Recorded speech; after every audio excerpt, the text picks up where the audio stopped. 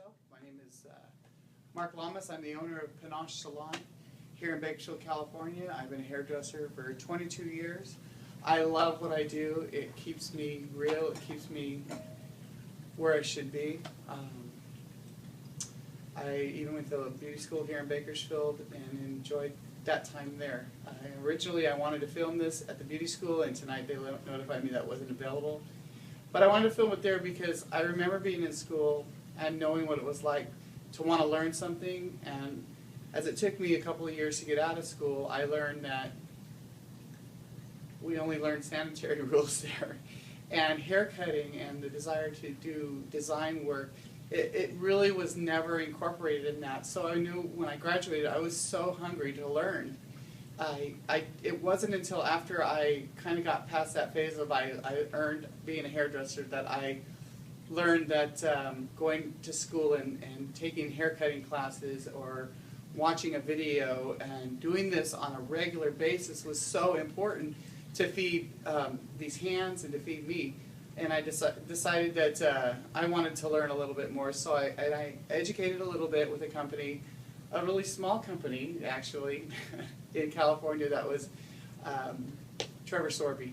But I seriously respected the man. Everything he did, I wanted to do, I wanted to learn. It was my desire to be like him because he made such pretty things. And I was kidding, it was a big company at the time, and I totally learned so much from people like David Jones and Ruth Roach. There were so many people involved in that company at the time, and I loved everything about it. I loved being in San Francisco. I loved being called and saying I'd go teach a class in a little salon down the road that was carrying Trevor Sorby's line. But basically I didn't learn what I needed to, and that was the basic skills about style, design, and cutting. And so as a salon owner, I had to find a company that was willing to invest in me. And Redken really has only been the company that has invested in me as a stylist, as a salon owner, as a business owner, and also just Redken's kind of helped me become a contact between me and my client because of the products that we use, because of my sales rep. And so why I want to be a Redken artist is because Redken has been there for me and they have helped change my business. I see the desire to be something different in every one of your artists, specialists, every aspect of Redken, even just your executives. I mean, the CEOs, the educators, everybody. They have this something that I want. And that is something that really has kind of drawn me to become an artist. I don't know how to start, and this is what you've asked me to do, so I'm doing what I can to make it happen. And everything is new. I want this to be new. I want my experiences to be new. I want my training to be new. I do want to be a different person behind the chair, and I want to be that person that Redken teaches people to be. But I just welcome you, and I think hopefully my technique can help. Maybe you can criticize it and tell me what to do differently.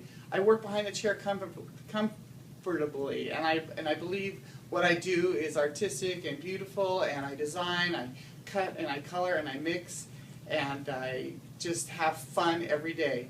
But I know that I can be a better stylist, I know that I can be a better colorist, and I know I can be a better person.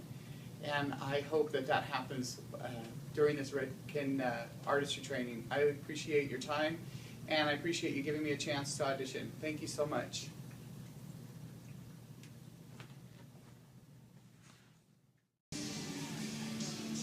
Hi, my name is Mark Lamas. I'm going to demonstrate a technique today using a mannequin head. Today I'm going to call this the two bow tie hair color. I picked two colors, Redken Fusion. Actually, I did a Redken 10 volume with a 3 VR, and the Fusion also 4 RR with 10 volume. Grabbing depth into these maggot heads would create some movement when I go to cut it this afternoon when I style the hair. So today what I'm going to demonstrate is how I've parted this off. I've actually started off with a, come up here, with an oval shape, knowing that this hair is going to fall here for this haircut later, and knowing that I have enough hair to give that create that full color on each side of the head. I also have parted off on both sides. Two bow tie sections starting really deep here, bring it in lower in the ear, bring it around the back the same way, meeting in the middle, creating a bow tie effect, and creating a line in the back of the head. And I've parted off both sides. Same exact thing, a wide depth color into bow ties, thin center, and to the outer rims here, so that the client actually will see full color throughout the sides here, but also see various colors throughout the cut. I'm also going to use this bottom section. I'm going to use this as a 4RR. I'm going to create the 3VR effect in the bow tie area, and up on top here will be the full 4RR also, just to give brightness and depth over the top of the violet sides. Everything's going to be pretty dark. I also left out, just because I know it's going to happen, I want a little color in the front to kind of pop, so this 3VR needs just to come up a little bit more into the forehead area. I drop that out depending on the client's recession there in the front. I will be able to make, just add a little bit more pop to this color and bring it into the reds, so when the hair falls in the face, it will create the illusion of more of the violet tones in the face, with a lot of red up there, with a veil of red. Alright, so I'm going to do the application on this, and I will come back in a bit. Okay, so now we're going to the 3VR and 10 volume. I'm almost placing in a diagonal to the bow tie section, and I'll bring that hair to the smallest section here, to the widest section, and just bring that down onto this foil here. So you can see where I've started already, and I'm bringing it down onto that color there.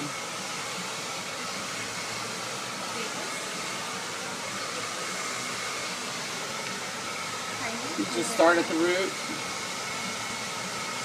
and bring it on down.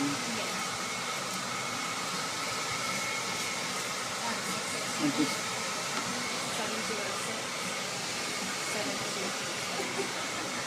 the reason I'm using the foils is just to keep it nice and clean.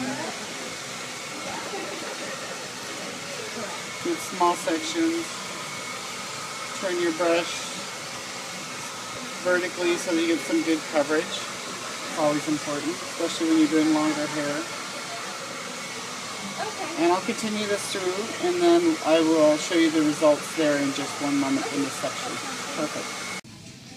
Alright, so I've taken the remainder of the hair and I've placed the foil back in the smaller part of the bow tie behind the ear here, and I've pulled all that hair back just to get it out of the client's face. And I'm going to start the top section right now, and I will let you know what goes on there. Hold on. So I've completed applying the color both on the bottom, which was your 4RR, and the center where the bow tie effect was is the 3VR 10 volume. Now on the top, once again, I'm going back to my original formula, which is the 4RR and 10 volume, and that is the oval shape at the top of the head. I'm going to go ahead and place a piece of foil over the top. And as you recall, I did keep one section out in the very front, and I'm going to go ahead and add the 3VR and 10 volume to this section just so it has something that drops down in the face. Look, well, I got color all over her accidentally. Did not know that. Go ahead.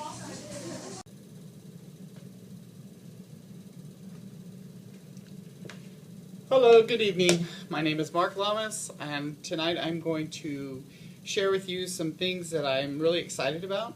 Redken coloring techniques, also just some things that I have created artistically, haircut wise. I just want to share with you right now what I've done with this hair color before I show you the haircut technique.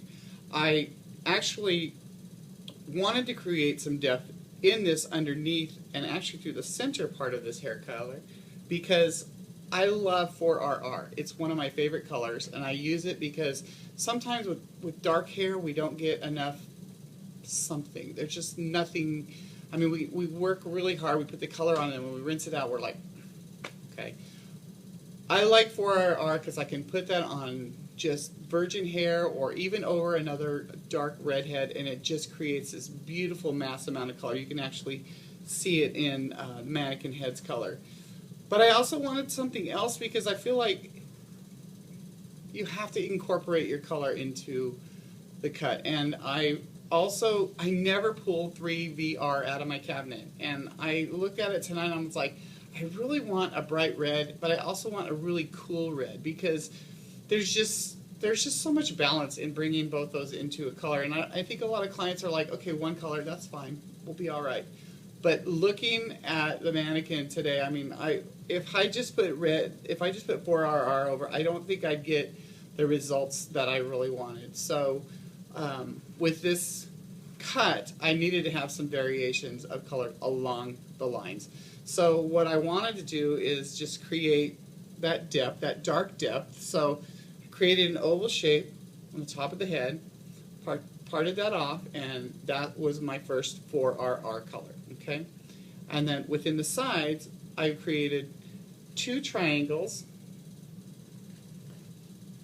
wide along the side hairline, and I created this triangle to become a bow tie in this area. So above the ear was the smallest amount that you can of color, and then also I created another bow tie over here in this area. So I have 2 triangles of color, so it creates a bow tie. So I'm kind of going Justin Timberlake a little bit, you know, come on, suit and tie.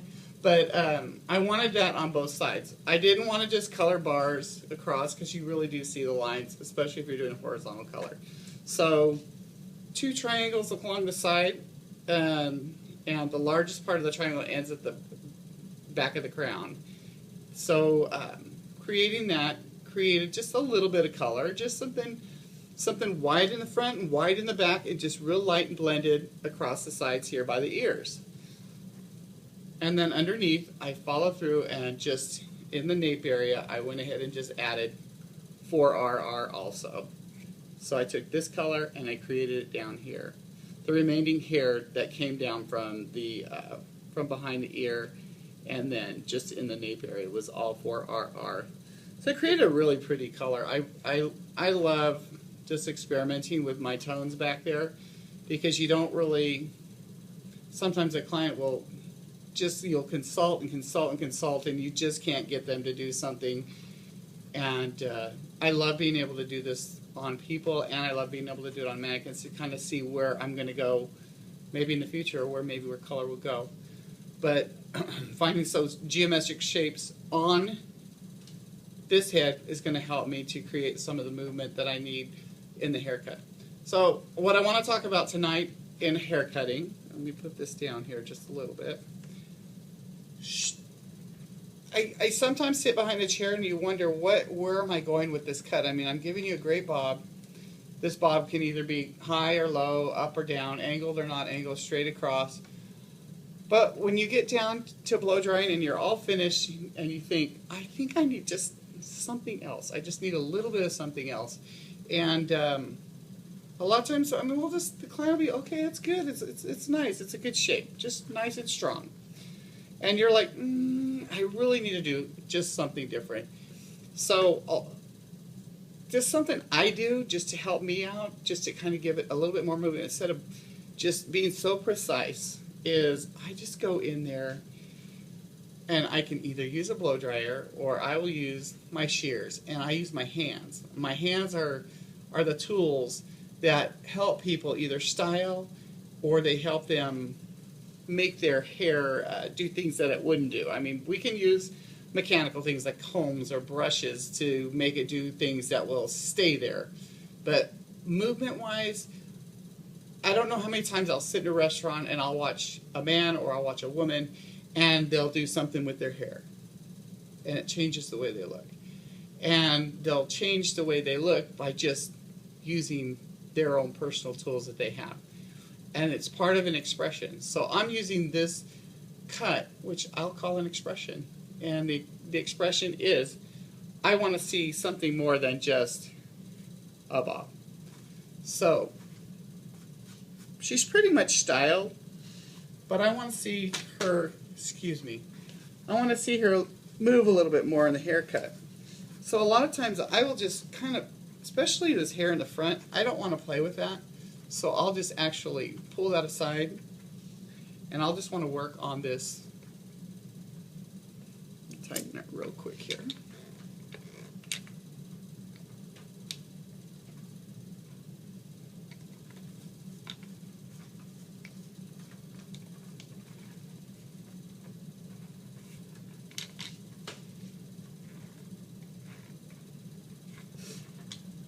Go. All right, so I know exactly where her partings are. I'm going to turn around this way so we can actually watch what I'm doing. And sometimes I'll grab a comb, but I don't need a comb. I know exactly where the hair is. I've already cut parameter. I've already cut bangs. But I know I can add something else to this. So this is what I do. I'll take my hands, and I'm usually doing this motion. And I will take my scissors vertically, and I'll go in. But I get a little excited.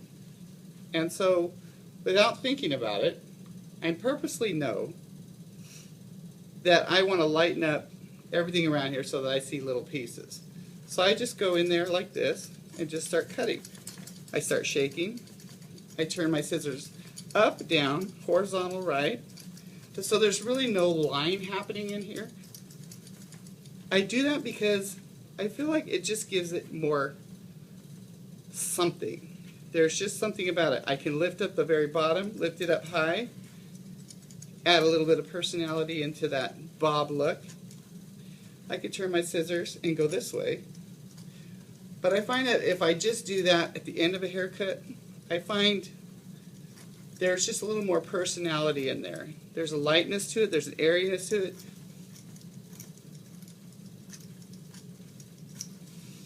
So, I'm purposely not messing with a lot of this cut up here in this area. Where am I?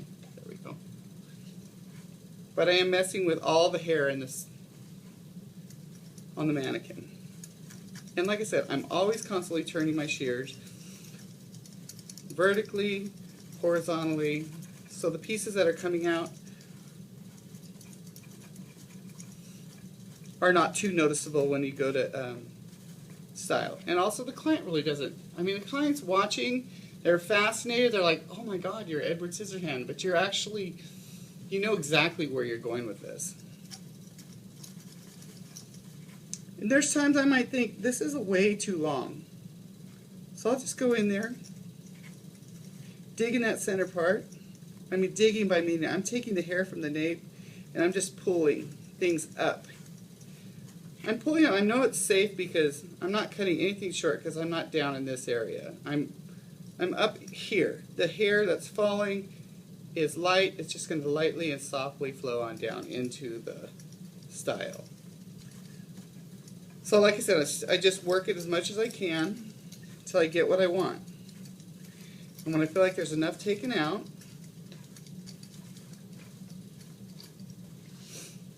I'll grab my blow dryer.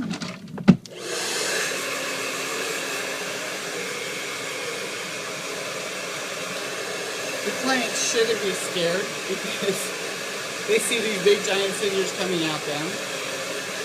But yet they still know they're safe, their hair length is the same. What I've done is just gone in there and created small layers that you don't really see. They're invisible, but they totally change, like I said, any short haircut. And actually, even when they twist it up, they'll create little layers that are fun too, that they'll have, that they can play with too. I've done this with really short bobs. I've also done it with really long hair to add height up higher. In this area, I'll come in here and do that same kind of trick. I do it with bangs, and I'll show you that technique here in just 1 second. So there you go, and you got a little bit of lift. I'm going to use a little bit of tan wax blast. It's just a nice textury wax feel. Earlier I used Shine Flash, which I sprayed just so that I can work with the hair while I was dry cutting. And I may use a little bit of 17 here in just a second.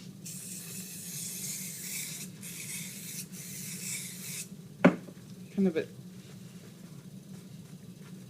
personalized haircut.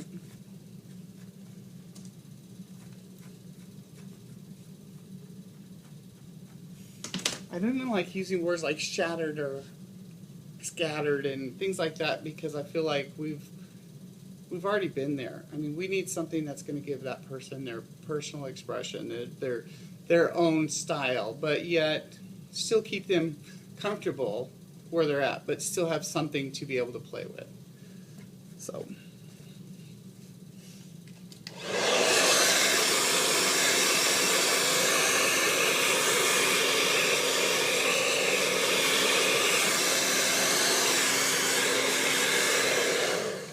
Every once in a while, when I get a little carried away, I'll take my blow dryer and my scissors together. I'll go in and blow and cut to kind of get even a little bit more, see where it's going. I still just play it safe.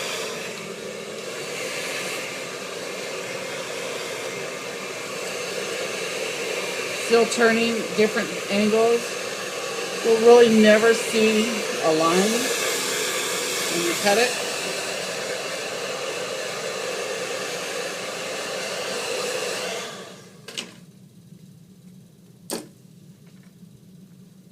Kind of see exactly where I'm going with that. But it's just another texture technique, just something fun. I mean, I don't know how many times I've worked in the salon where if I just stood differently or if I just said something differently, people react to that and people are watching from other areas of the salon. And I've had calls up front. I mean, I watched Mark cut this haircut yesterday and I want to make sure that I get him to cut my hair because that's exactly what I want. And it makes you money because you're standing out in a crowd, you're doing something different, you're doing something fun, you're putting on a show, and that's what it's about. It's about making more money, it's about people seeing you, exposure, but use big words. Say stuff that people hear and they'll overhear what you're saying so that you can actually stand out in a crowd. I was going to show you a little bit how you can use that in a bang technique because it is kind of fun when you do that. She really doesn't have the best part line, so you have to work with what your clients have, whether they have, you know, not a lot of hair in this area. If they have a lot of hair in that area, or if it's down low, you just have to really be careful. But I really like soft bangs, but I also like to see people with side bangs. They want to see, I think. And so kind of find out where the fall is. I've been doing that a lot lately just because people tell me, oh yeah, I part on the right, but I want to be able to, I want them to part the hair where it's going to naturally part. And if we cut it and we start them off that way, we get a little bit more of that, the way it's supposed to be look. So knowing that her head and her bangs are going to be falling, you can almost see exactly where her bangs are falling there. So you can clip that back. Same on this side. I usually don't cut this side with that side. I cut it differently. So you kind of can measure just the natural fall of the bangs. And because the way I'm going to cut them, I'm going to kind of put this away for now because I don't want to get into that side yet. So I'm pinning this up separately. Okay. And this is the section that I've got left here. You notice it's not real big. It's actually very, if you have any questions, maybe you can ask them now. But basically it's simple, looks like a small triangle. And I'm only doing this because that's the way her hair fell. So if you want it, if you might maybe go somebody with different bangs, it may not be as much hair or it may be more hair. With that same technique with the scissors and just cutting into it, I actually do use a comb this time. I don't know why I discovered this. I either saw it from Redken or I saw it somewhere, but it doesn't matter. I learned it and I use it and it works for me. If all I can do is share it with you, it may create something else that moves into something else, and we all want that. We want to be able to see something different. I don't know, I will watch my stylists at times and I will see something they do and I'll try to do it my way, and it always seems to be like, well, their way was a little bit better, so maybe I should watch them. But this is just my way. I want to share with you exactly how I do it so that it can help you maybe in the future, maybe do something different to your hair, to your clients. So if you can see what I've got here, I actually pull it on over to the other side and I position my fingers so that I'm actually pointing in the eye, depending on the length that I want. I know I'm pulling a lot of this hair, a lot of it's not going to get cut, it's just going to fall out. But because I'm positioning it over here, okay, and I'm going in, I'm actually cutting really almost to my fingertips. Still pointing and like I'm poking her in the eye. So I've got this nice little line here. Okay, so what you're really creating is like short over in this area and longer going that way. I'm going to let go of it and we'll see where it goes.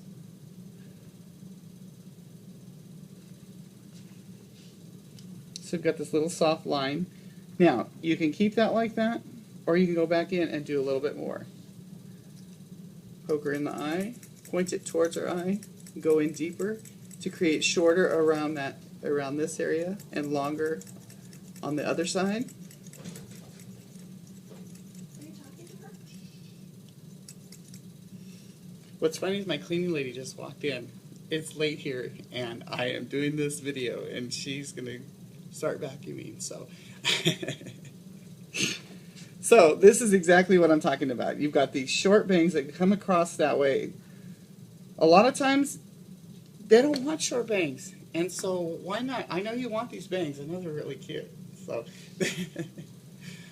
you can even soften them up by going in and just, actually, I've done this before. I've actually followed this line over this to this side and just kind of softened it up a little bit there too.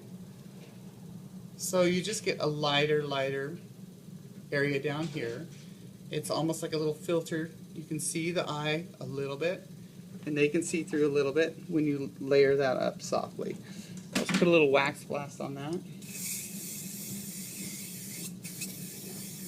Side bangs are unique because you can take too much hair or you can take too little, depending on the client. The other side, I do the same thing, but I don't have as big of a section, so I just kind of have a very small amount of hair. I drag it to the other side, point down at her eye, do the same exact thing.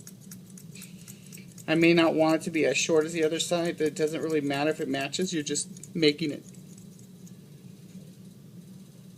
happen. So you kind of got the same kind of soft.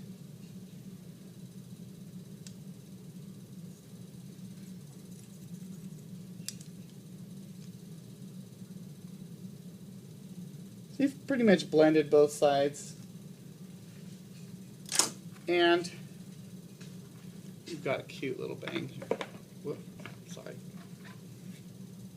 Take this side off.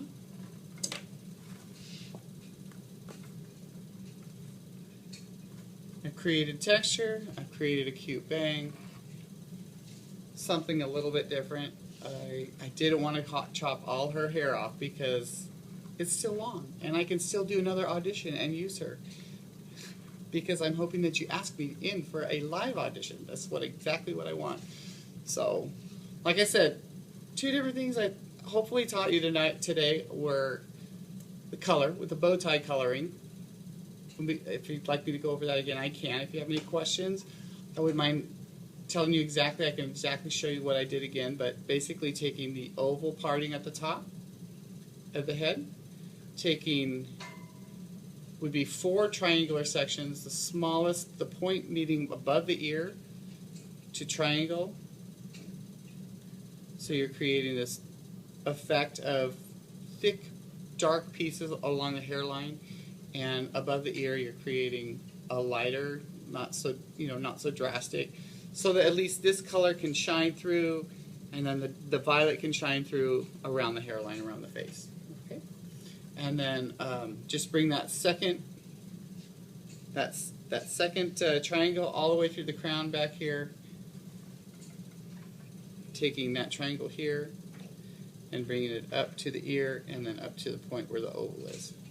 You'll put your 3VR there, and that will create the darkness around the inside part of the haircut.